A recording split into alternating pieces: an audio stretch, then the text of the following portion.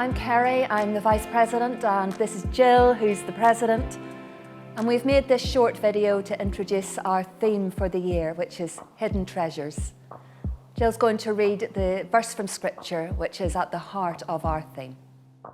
In Isaiah chapter 45 and verse 3, we read these words, "I will give you the treasures of darkness and riches hidden in secret places, so that you may know that it is I, the Lord, the God of Israel, who call you by your name."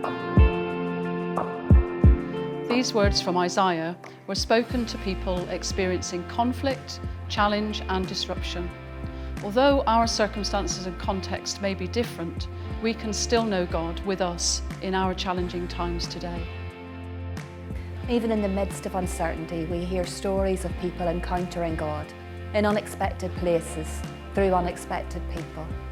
Stories which speak of lament and hope, of sorrow and joy, of God's unfailing love and grace. These stories remind us that in the midst of difficult times, there are treasures still to be found.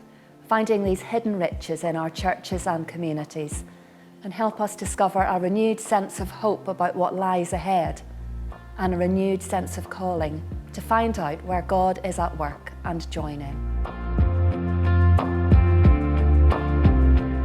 It is perhaps deeply prophetic to hope for treasures and riches when all around us the dominant narrative is of decline, fragility and vulnerability. To speak of seeking treasures and riches when we are tired and anxious. To imagine the possibility of restoration and flourishing when we are overwhelmed by the injustice surrounding us. As we are reminded in Romans 8 and Psalm 139, the potential and the breadth of the riches to be found where God is at work may remain unknown for a long time during the hidden work of gestation and coming to birth.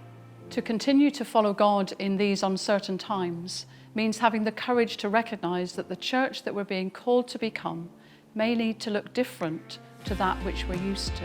Yet even as these new church communities and gatherings are forming and will look very different to established church, they will carry with them something of our Methodist DNA, the distinctive treasures of our Methodist tradition and heritage. So may we have the courage to go where God calls us, to rediscover our treasure, not to hoard it or hide it. May we be enabled to respond to the gospel of God's love in Christ, and may we live out our discipleship in worship and mission.